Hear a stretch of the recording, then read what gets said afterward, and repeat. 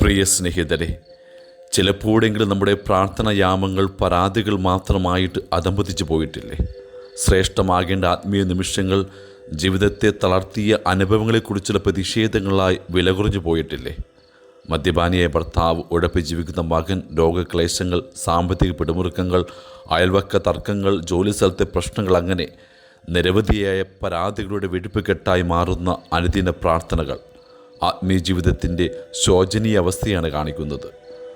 സൗഖ്യത്തിൻ്റെ ജലമൊഴുകുന്നൊരു കുളമുണ്ട്. യോഹന്നാൻ്റെ സുവിശേഷത്തിൽ 5-ാം അധ്യായത്തിൽ ബെത്സൈദ.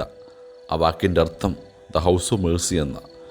38 വർഷം സൗഖ്യം കാത്തു കിടന്നൊരു തളവാത രോഗിയുടെ അവസ്ഥ കണ്ട് യേശു ചോദിക്കുന്നു, do you want to be well? അവൻ പറഞ്ഞത് പരാതിയാണ്. കർത്താവെ, വെള്ളമിളകുമ്പോൾ എന്നെ കുളത്തിലേക്ക് ഇറക്കുവാൻ ആരുമില്ല. ഞാൻ എത്തുമ്പോഴേക്കും മറ്റൊരുവൻ വെള്ളത്തിൽ ഇറങ്ങിക്കഴിഞ്ഞിരിക്കും. നീണ്ട കാത്തിരിപ്പിനൊടുവിൽ സൗഖ്യപ്പെടുത്താൻ കരുത്തുള്ളവൻ അവനോട് സൗഖ്യപ്പെടാൻ ആഗ്രഹമുണ്ടെന്ന് ചോദിച്ചപ്പോൾ അതേയെന്ന് പറയേണ്ടവൻ ഉണർത്തിച്ചത് പരാതികൾ മാത്രം. നാം ആയിരിക്കുന്ന അവസ്ഥയെക്കുറിച്ച് പരിതപിച്ച് അതിന് കാരണക്കാരായവരെ കുറ്റപ്പെടുത്തി എങ്ങനെ ജീവിതം മുഴുവൻ തളർന്നിരിക്കുവാൻ എളുപ്പമാണ്. ഒരുപക്ഷെ തളർത്തിയവരോടുള്ള വിരോധത്തിൻ്റെ ഇരുട്ടിൽ സൗഖ്യപ്പെടുത്താൻ വരുന്നവൻ്റെ സാന്നിധ്യം കാണാതെ പോയേക്കാം. പ്രാർത്ഥന പരാതിയായിരുന്നിട്ടും യേശു തളർവാത രോഗിയെ സൗഖ്യപ്പെടുത്തി എന്നതാണ് നമുക്കുള്ള ആശ്വാസം.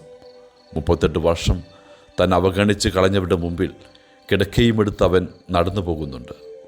സ്വയം പരിതപിക്കാതെ നിന്നെ തളർത്തിയവരുടെ മുമ്പിൽ സൗഖ്യത്തിൻ്റെ കിടക്കയുമെടുത്ത് അതിജീവനത്തിൻ്റെ വഴികളിലേക്ക് ആത്മബലത്തോട് മുന്നോട്ട് പോവുക എന്നതിനേക്കാൾ ആനന്ദകരമായി എന്താണുള്ളത്? അതിനാൽ പ്രാർത്ഥനകളെ പരാതികളാക്കാതിരിക്കുക. സൗഖ്യത്തിൻ്റെ വഴികൾ അന്വേഷിക്കുക. സൗഖ്യം തരാൻ കരുത്തുള്ളവൻ്റെ മുമ്പിൽ ജീവിതം സമർപ്പിക്കുക. ആമേൻ.